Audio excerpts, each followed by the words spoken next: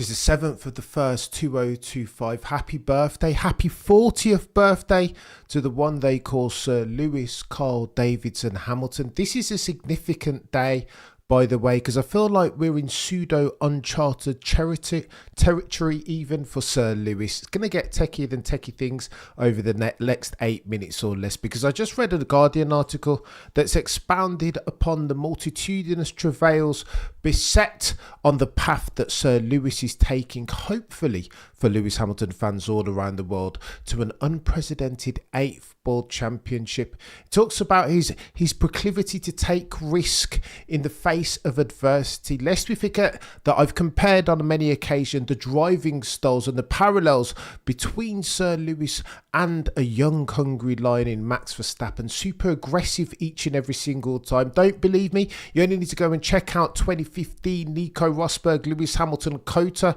Lewis Hamilton dealt with drivers in much the same way that Max Verstappen does now. Super aggressive with his very unique style of wheel-to-wheel automotive pugilism. I'm telling you, don't even take my words for granted. Go and check it for yourself. Turn 1, lap 1, Alonso, Australia. Lewis Hamilton's first race ever, approaching the two-time champion, man who vanquished Michael Schumacher, the Red Baron, into retirement, dealt with him with impunity. That's who Sir Lewis was, a fire-breathing dragon, just as is Max Verstappen now. But this Guardian article, which I've linked in the description, talks about the travails and the risk weighting that Lewis Hamilton is prepared to take. Let me tell you this in the first instance. In the Unstoppable book, Mark Hughes, where he documents Max Verstappen's multitudinous achievements and the way that dude is in his person, he talks about the difference, the most fundamental of differences between who Max is and who Lewis is.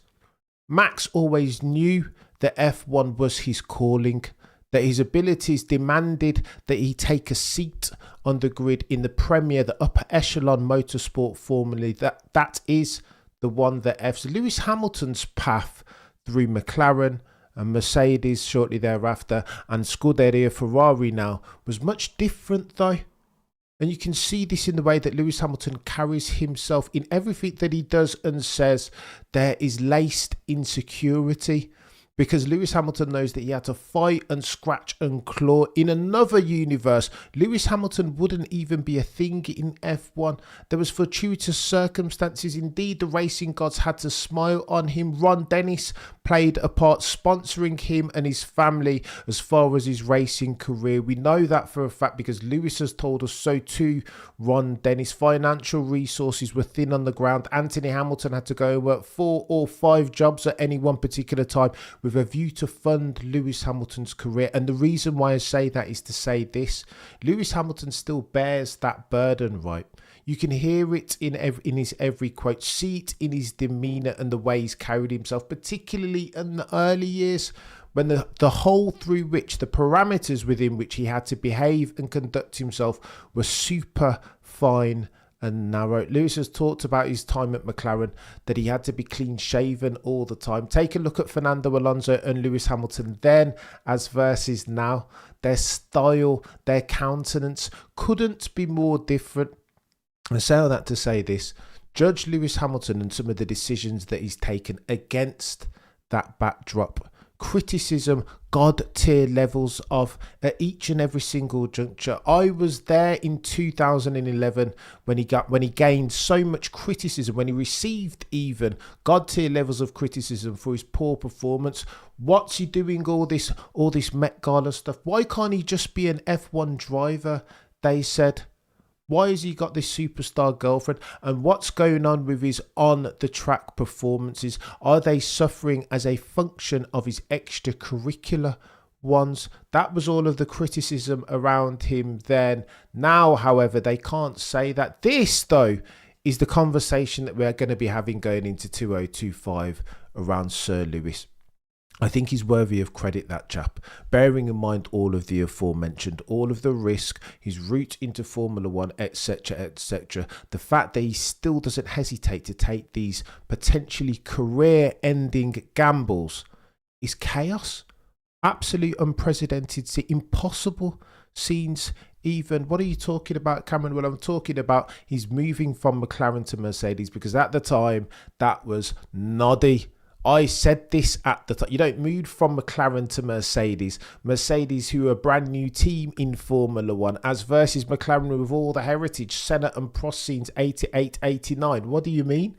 Senna winning all the championships in the early 90s. You don't move from McLaren to Mercedes if indeed you harbour aspirations of fulfilling on your as of yet unfulfilled potential and winning multiple championships. Lewis Hamilton did it regardless, almost notwithstanding the council, not because of it. And that is worthy of commendment, though.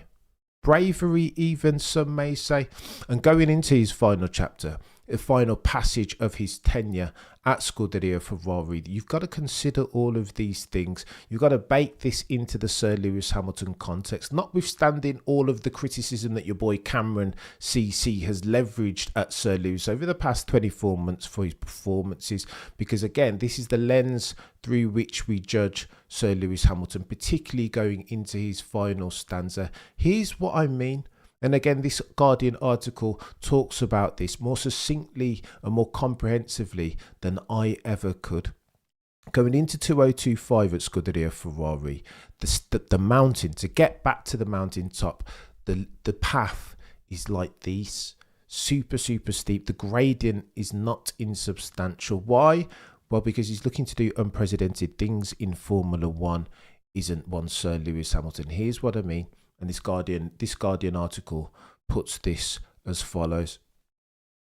If Lewis Hamilton can win a championship in 2025 against the fire-breathing dragon in Charles Leclerc, for whom he will have to slay, he'll be bettering or equaling Fangio. Fangio is the only F1 driver in F1 history who's won who's won championships with more than 2 teams. Only 3 drivers have won a championship at 40 years old. Remember, he's just turning 40 today. Only 3 drivers have won a championship at 40 years old or older. Those, of course, are Brabham in 66, Fangio when his last one in 57, and Giuseppe Farina when his first and only in 1950. In winning a title at Ferrari, he'll be doing something that neither Alonso, Vettel, nor Prost could do. That says something, right?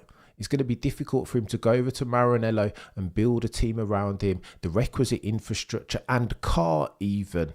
It's going to get techie. This is not an easy thing. Indeed, if Lewis were to go on the line most travelled, line of least resistance, you could argue that it was better for him to stay at Mercedes. Not to mention, if he can win at Ferrari next year, Charles Leclerc, etc., doing what Prost, Vettel, et al. Have all failed to do, he'd be nailing himself an unprecedented 8th world championship. That's something that not even the great Michael Schumacher could do.